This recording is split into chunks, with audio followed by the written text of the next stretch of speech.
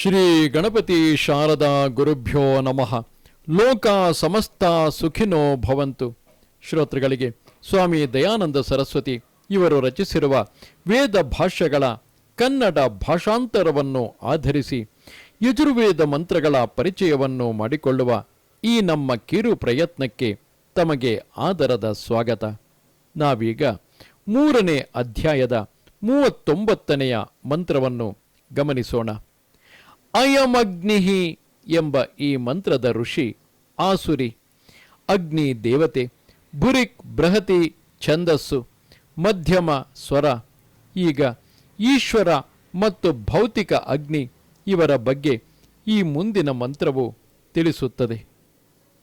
ಅಯಮಗ್ನಿರ್ಗೃಹಪತಿರ್ಗಾರ್ಹಪತ್ಯಃ ಪ್ರಜಾಯಾವಸುವಿತ್ತಮಃ ಅಗ್ನೇ ಗೃಹಪತಿ ಅಭಿಜುಮ್ನಾಮವಿಸಃ ಆಯಚ್ಛಸ್ವ.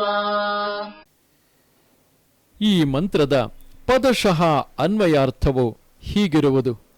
ಅಯಂ ವರ್ಣಿಸಲ್ಪಡುವ ಈ ಅಗ್ನಿಹಿ ಈಶ್ವರನು ಅಥವಾ ವಿದ್ಯುತ್, ಸೂರ್ಯ ಹಾಗೂ ಜ್ವಾಲಾರೂಪವಾದ ಭೌತಿಕ ಅಗ್ನಿಯು ಗ್ರಹಪತಿ, ಗ್ರಹಗಳ ಅಂದರೆ ಸ್ಥಾನ ವಿಶೇಷಗಳ ರಕ್ಷಕನು ಅಥವಾ ರಕ್ಷಣೆಗೆ ಕಾರಣವಾದುದು. ಗಾರ್ಹಪತ್ಯ ಗೃಹಸ್ವಾಮಿಯಾದ ಯಜಮಾನನಿಗೆ ಸಂಬಂಧಪಟ್ಟವನು ಅಥವಾ ಸಂಬಂಧಪಟ್ಟುದುದು. ಪ್ರಜಾಯಾಹ ಪ್ರಜಾಜನಕ್ಕೆ, ವಸುವಿತ್ತಮಃ ಸರ್ವ ವಸ್ತುಗಳನ್ನು ಉತ್ತಮವಾಗಿ ನೀಡುವವನು ಅಥವಾ ನೀಡುವುದು. ಅಗ್ನೇ ಪರಮಾತ್ಮನೇ ಅಥವಾ ಲೌಕಿಕ ಅಗ್ನಿಯು, ಗ್ರಹಪತೆ ಗ್ರಹವನ್ನು ರಕ್ಷಿಸುವ ಪರಮೇಶ್ವರನೇ ಅಥವಾ ಮನೆಗಳನ್ನು ರಕ್ಷಿಸುವ ಲೌಕಿಕ ಅಗ್ನಿಯು, ಅಭಿ ಸರ್ವ ಪ್ರಕಾರದಿಂದ ಅಂದರೆ ಸಂಪೂರ್ಣವಾಗಿ, ದ್ಯುಮ್ನಂ ಸುಖ ಮತ್ತು ಪ್ರಕಾಶಗಳಿಂದ ಕೂಡಿದ ಉತ್ತಮ ಧನವನ್ನು, ಅಭಿ ಸರ್ವ ಪ್ರಕಾರದಿಂದಲೂ, ಸಹಃ ಜಲವನ್ನು ಅಥವಾ ಬಲವನ್ನು, ಆಯಚ್ಛಸ್ವ ಸರ್ವತೋಮುಖವಾಗಿ ಅಂದರೆ ಸಂಪೂರ್ಣವಾಗಿ ನೀಡು ಅಥವಾ ಅಗ್ನಿಯು ನೀಡುತ್ತದೆ. ಈ ಮಂತ್ರದ ಭಾವಾರ್ಥವು ಹೀಗಿರುವುದು. ಗೃಹ ರಕ್ಷಕನಾದ ಪರಮಾತ್ಮನೇ, ನೀನು ಗೃಹಗಳ ರಕ್ಷಕನಾಗಿ ಗೃಹಸ್ವಾಮಿಗಳಾದ ಯಜಮಾನರಿಗೆ ಸಂಬಂಧಪಟ್ಟವನು, ಪ್ರಜೆಗಳಿಗೆ ಉತ್ತಮ ದ್ರವ್ಯಗಳನ್ನು ನೀಡುವವನು ಆಗಿದ್ದೀಯೆ. ಆದ್ದರಿಂದ ನೀನು ನಮಗೆ ಉತ್ತಮವಾದ ಸುಖ, ಕೀರ್ತಿ, ಧನ, ಜಲ, ಬಲಗಳನ್ನು ಸಂಪೂರ್ಣವಾಗಿ ನೀಡು ಎಂಬುದಾಗಿ 1ನೆಯ ರೀತಿಯ ಅನ್ವಯಾರ್ಥ.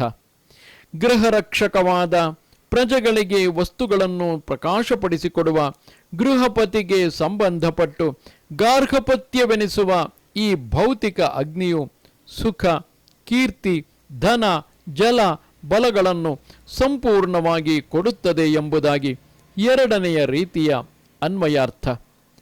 ಗೃಹಸ್ಥರು ಈಶ್ವರನ ಉಪಾಸನೆಯನ್ನು ಮಾಡಿ ಅವನ ಆಜ್ಞೆಗೆ ಅಧೀನವಾಗಿ ಇದ್ದುಕೊಂಡು ಭೌತಿಕ ಅಗ್ನಿಯನ್ನು ಕಾರ್ಯಸಿದ್ಧಿಗಾಗಿ ಚೆನ್ನಾಗಿ ಪ್ರಯೋಗ ಮಾಡಿ ಉಪಯೋಗಿಸಿದರೆ ಆ ಅಗ್ನಿಯು ಬಹಳ ಅಧಿಕವಾಗಿ ಧನವನ್ನು, ಬಲವನ್ನು ಉಂಟು ಮಾಡಿಕೊಡುತ್ತದೆ. ಏಕೆಂದರೆ ಉತ್ತಮ ಪದಾರ್ಥಗಳನ್ನು ಪಡೆಯುವುದಕ್ಕಾಗಿ ಈ ಅಗ್ನಿಯು ಪ್ರಜೆಗಳಿಗೆ ಅತ್ಯಂತ ಶ್ರೇಷ್ಠವಾದ ಸಾಧನವಾಗಿದೆ. ನಮಸ್ತೆ ಶಾರದೆ ದೇವಿ ಕಾಶ್ಮೀರ ಪುರವಾಸಿನಿ, ತ್ವಾಮಹಂ ಪ್ರಾರ್ಥಯೇ ನಿತ್ಯಂ, ವಿದ್ಯಾದಾನಂಚ ದೇಹಿಮೆ. ನಮಸ್ಕಾರ.